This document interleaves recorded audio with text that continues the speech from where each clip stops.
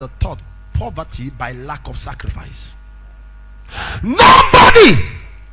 I said to someone years ago, when we began ministry, I discovered many pastors can pray. You have not seen prayer. Oh. Go to mountain. Are you okay? You think you pray? There was a day I went to the mountain. I've done all kinds of prayer. When I saw a boy who was praying, I've prayed for 36 hours. I've prayed for 19 hours. I saw a guy who was squatted for 48 hours. I got on a Tuesday. On Thursday, the guy was still like that.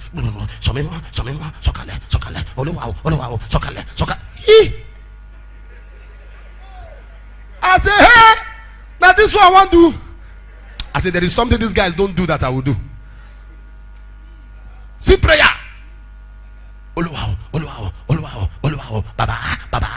Baba. Yeah. Are you okay? Go to the mountain and see people praying. Real prayer, you don't stop it with a bell. Amen. You can't stop it when it falls. People pray and have no problem with prayer because it's an additional advantage. But what brings financial prosperity is a heart of sacrifice. Money assumes the character of the owner. When a man gives money, money gives itself to you. When a man keeps money, money keeps itself from you. Another word for money is currency. Currency means movement. So when your money does not move, it stays in your hand for a long time. It's the money in your house that will send message to the money outside. So when the money in your house has stayed for months without going, it tells the money outside not to come in, because you are breaking the law of money, which is movement, and you are a goalkeeper.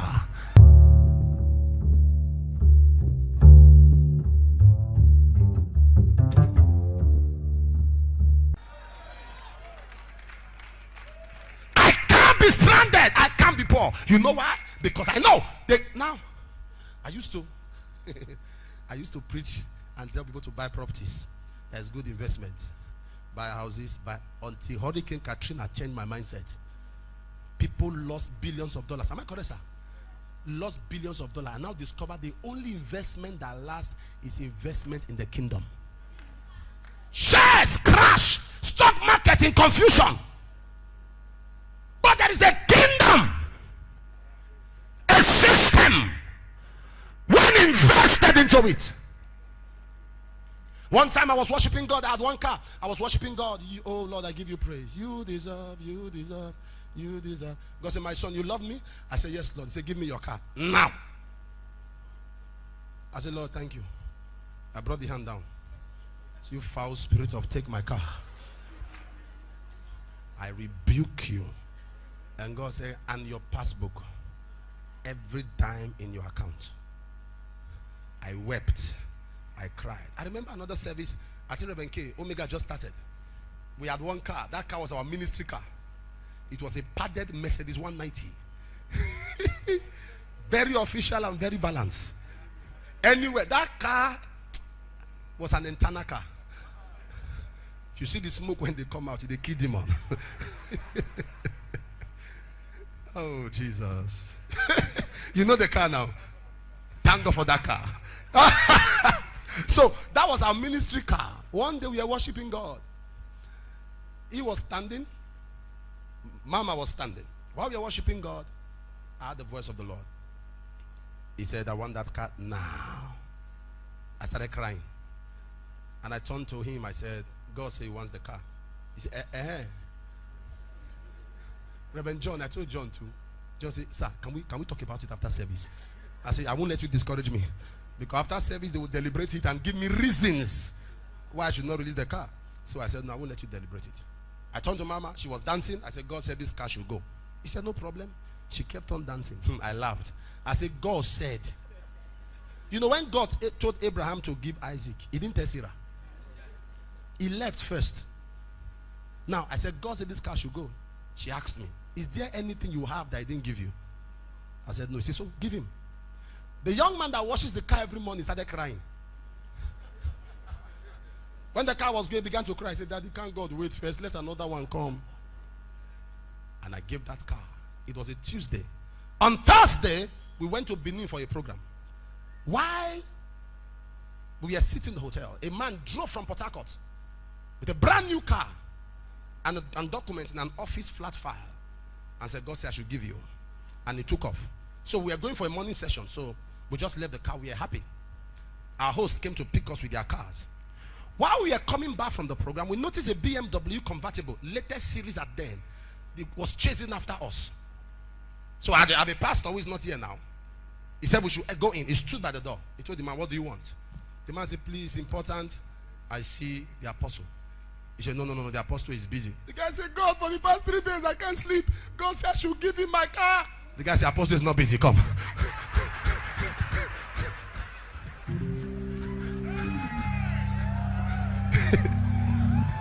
The car came. So it was 2 cars. Sunday, we drove the 2 cars to church. Members were happy. I called the man of God to come and preach and dedicate the cars.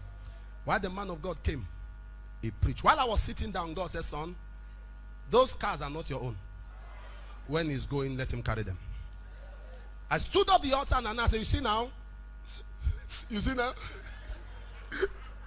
God said that these 2 cars are for the man of God. 3 ladies stood up in church and went home. So at the end of the service, I said they should ask them why they left like that. They said they have changed church. That this man has a psychiatric case. That one day he will gather all of us and sue us. That this guy is not normal. We are happy that God. What? They said no, he didn't hear God. He didn't hear God. He didn't hear God. This one, he didn't hear God. They left church drinking Panadol for another man's headache. I knew where I was going. You can't be rich until you become an outreach. Can I tell you what changed my mindset? And people, they call me Father Christmas. I'm not. I'm wise. I'm not Father Christmas. Something changed my mindset when Job said, we came to this world with nothing, and it is certain. When I saw it, I said, who am I? Why? I do crusades around the world that I sponsor with money from my pocket. Millions go into that. You can't kill me. I've given cars to over 160 people. You can't kill me. And over 90 of them are pastors. So if you plan against me, I won't talk. I will just forward your name as SMS to the 90 of them. They will use fasting and prayer to kill you. Imagine 90 pastors praying against one person. They will bisect you, dissect you. You become a specimen. Are you what I'm saying? I don't bother praying about long life, because God, if God allow me die now, the kingdom will lose. If God, I don't bother. I enter plane, I just sleep. I say, God, you know that if I go now, a kingdom investor, sponsor of crusades, the reason you have problem with death is because you are not relevant in the kingdom. So why are you alive?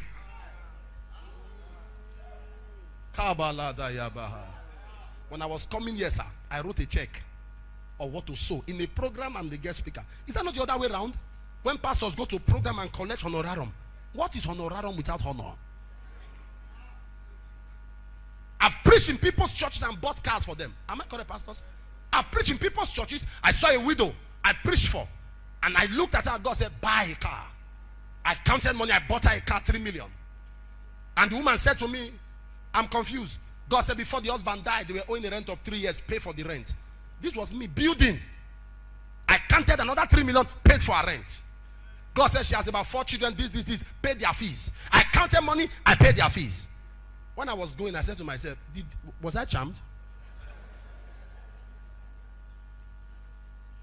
I said, was I charmed? The woman gathered some little offering. I said, you are giving me? We came to help you. And I gave her, I left. On the road, I said, I spent almost 8 million. Was I charmed? Was I charmed? A guy called me up in Abuja and said, Apostle, I have to see you. And I told him, I'm busy. I dropped the call. And the guy called me again and abused the hell out of me. Don't you want God to bless me? Why are you bouncing my call? Send your account number. Forget about the rest. Because the way I'm seeing some eyes now, they're very suspicious. Why? Watch this. Abel offered, Cain brought. Does that strike something? The Bible says Abel offered, Cain brought. ever give something until you give God something that brings pain from your heart. You know, where we were abroad and I had some money with me. God said I should give it out. I give it out. And I'm in a level now where nothing, I could, nothing. And I gave it out and I sat down. I was walking to the airport, to the lounge. And the lady stopped me and said, "Are you Apostle Suleman?" I said, "Yes." He said, "Praise God. Praise God. There's this money I've been carrying about. God said I should not remove it from my car. I'm coming." She went to the car, came back, brought the money. I said, "Kneel down." Not kneel down, kneel down. For the first time, my prophetic anointing make mistake. I said, "Lady, God bless your marriage." She said, "I'm not married." I said, "It doesn't matter." I said, "Your children shall prosper." He said, "I don't have." I said, "They are coming."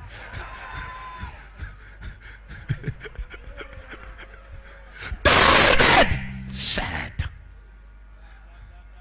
One time we were building the conference hall. The conference hall. And I stood in church. I said, "God said we should build a conference hall, AC tight." I went back. God said, "I didn't tell them. I told you. Build it alone." I said, "I don't have money." He said, "But your sacrifice is there. Begin to draw returns." And we built that church. It's a 500, about 600 capacity seater. We built it in 29 days. Foundation to roofing from my pocket. You can't kill me, oh. No bullet penetrates this body. I've been shot several times, close range, bullets dropping. Because this guy is a kingdom hooligans. You have not. What is a car? No, what is a car? God said, "Drop a car." What is a car? One time I was with some pastors. The archbishop was preaching. The archbishop said, "You will sow your car." One pastor stood by me. He said, "No, I know you now. I know you. Something's already talking to you. No man of God can mugu me." He said, "No man." He said that he was telling me. He said, "No man of God can mugu me." I smart, my eye open. Even though your bishop thought from now to tomorrow he will tire, he's still trekking till now. He's still trekking till now. Because the wisdom of men is foolishness to God. As I speak to you, the guy is still stranded. One time I said to my wife, I said, "The prayer of the husband preserves the wife. But the sacrifice of the husband must be different from the sacrifice of the wife." My wife started crying. I was preaching in church. She came out and dropped her car key. I kept quiet. I was still preaching. She loosened another car key and dropped. She called her PA and said, "Go home." There was a land somebody gave us a gift. She brought the documents and dropped. She wrote a check, cleared her account, same service, and dropped. My message changed. I said, "Even though you are giving, try and use wisdom." I said, "Not that after giving you disturb your husband." No, it's not necessary. The only thing was that I didn't call her name because you know she was the one I was talking to. As when you give, you get home, allow your husband rest. It's God you give to, God will bless you in return. She ignored me, but I could see her crying. Say, "God, I want my own financial strength. I don't want to be calling this man. I want my own, not him giving me money, my own financial strength." We finished, we had a program in a redeemed church, a zone, I don't know what they call it. Churches put together, that zone or whatever. Provincial something. We had the program. I finished preaching. The pastor and the wife came to me in the hotel and said, "Man of God, we have been troubled. There's this new car we bought, latest series. God said we should give it to you." While he was talking, the wife stopped. He said, "Sir, please, God told me that it's not for you, it's for your wife." I said, "Drop it." A guy comes with the fiance and said, "Last time you were here, you called me out by prophecy and said I will go abroad. Within 8 months I will make money, but I should come back and marry this girl. I went abroad according to your word. God has blessed me. I am back. So everything I have had, I want to drop them as a seed. Several thousands of dollars." While I was praying for them, the lady said, "Sir, God just spoke to me that you should give all that money to mommy." They said, "A guy is outside." The guy came back and said, "I have a massive land in Gwagwalada. I was praying and God said I should give it to you. But while I was upstairs, God said this land is for your wife." So I pick up my phone and I call my wife. I say, honey, where are you? She said, I'm at home. I say, take the next flight and come over down to Abuja. When I preach, you preach. I can't be preaching and you are the one collecting all the harvest. As if that was not enough, I get home. She was dancing, drew out a massive bag and 4 landed documents. And I said, what's the matter? I said, people came home. They said, God said they should give it to me. I opened it, it was money. I saw the 4 land documents and I said to my wife, I said, sometimes ask me before you give. If I allow you to continue, you may become the breadwinner.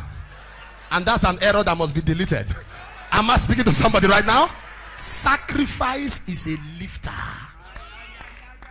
But hear me, you cannot truly be a giver until you get to a point when this word means nothing to you. That's why you are still stranded to pay rent, because you are working with your ability. You have not handed over to the Lord to take over from you. You are working in your own capacity, your own ability. You are calculating salary 110 and 115,750 naira. But I remove rent. I remove. How long are you going to remain like that? Hand them over to God. Watch me. We started this ministry in a place called Auchi, not Bauchi. So you've been there several sir. There was nothing there to reckon with. But God told me God is not in a place, it's in a man. God is not in a place, it's anywhere a king stays, it's a throne. There is no dry ground, there are dry men. Even in America, the flourishing land, people are stranded because they don't apply principle. We operated ministry for 7 months without a signboard and it was packed full. No signboard, no direction. But jammed. Why? Principles. Why? The man won't take. So let's just pack it and run. And they pack it, and because God knows that this man, Solomon gave God 1,000 burnt offering. Abba. It has not happened before that time. While the angels were thinking of what to do, he gave God another 5,000. God shouted from heaven, Solo.